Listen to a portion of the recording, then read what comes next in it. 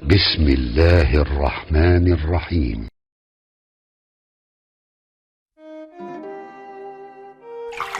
Nabi Muhammad belum minta, diberi oleh Allah. Karena itu ketika dilempar bukan hanya dengan kata-kata. Penduduk Taif melemparnya dengan batu, lempar dengan kemarahan, lempar dengan segala hal. Apa kata Nabi? Karena alam nashrah laka sadrak, kata Nabi, ya Rab.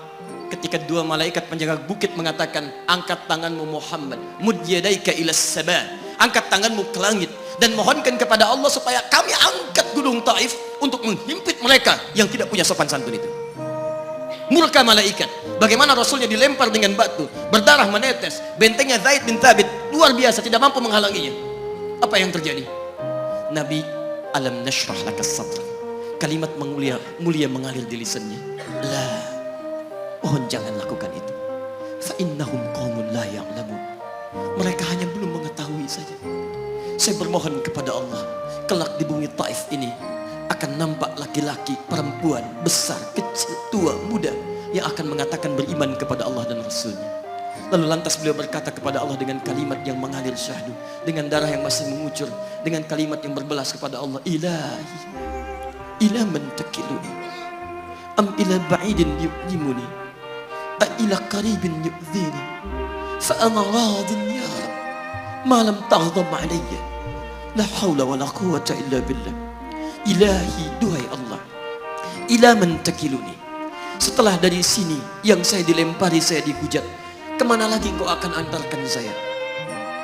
A ila qaribin yu'zini, apakah ke tempat yang dekat dari sini dan saya akan disakiti lagi?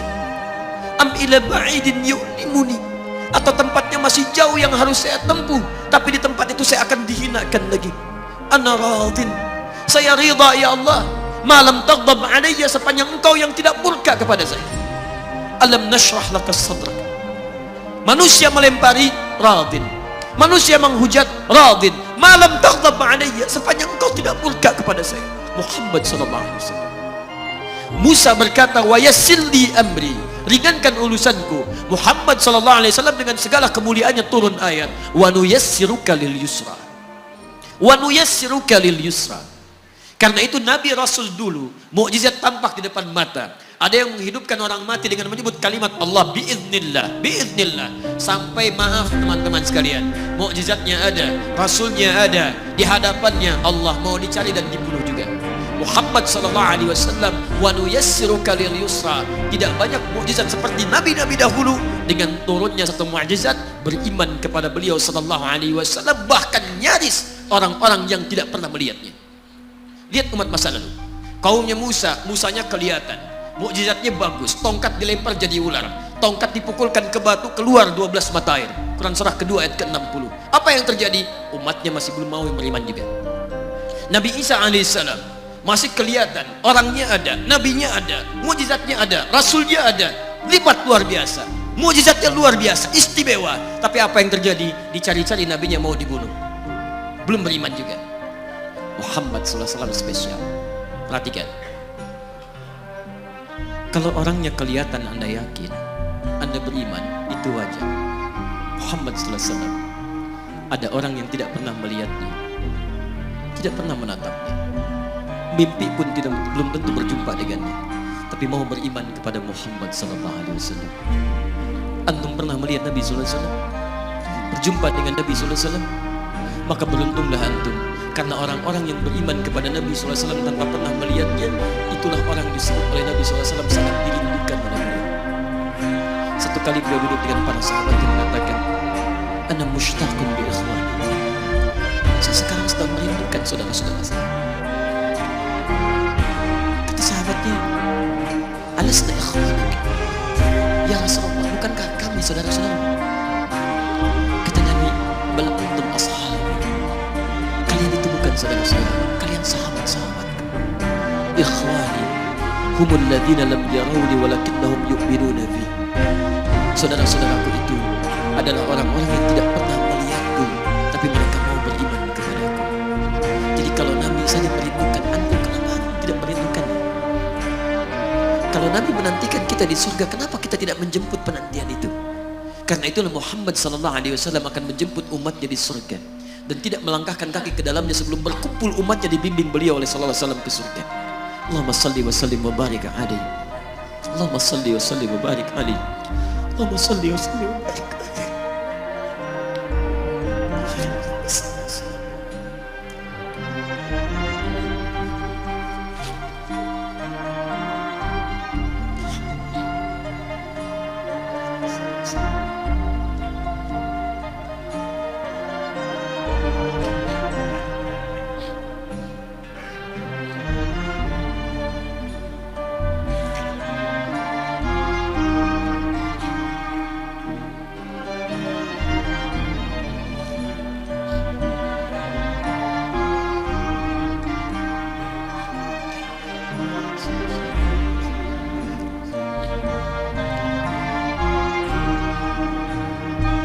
Maka diturunkanlah kemudian hujan yang terakhir.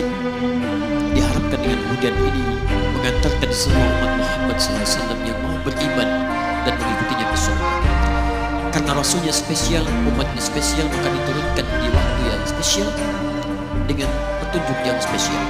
Quran surah kedua ayat 185. Syahrul Ramadan alladzi unzila fihi al-Quran. Di bulan Ramadan turunnya bulan Ramadan, bulan spesial. Unzila fihi al-Quran, diturunkan Al-Quran. Apa fungsi Al-Quran itu? Ternyata bukan bacaan biasa, bukan koleksi yang Anda simpan di pinggir-pinggir masjid atau terletak di atas-atas dipan di rumah Anda. Maaf, hudan.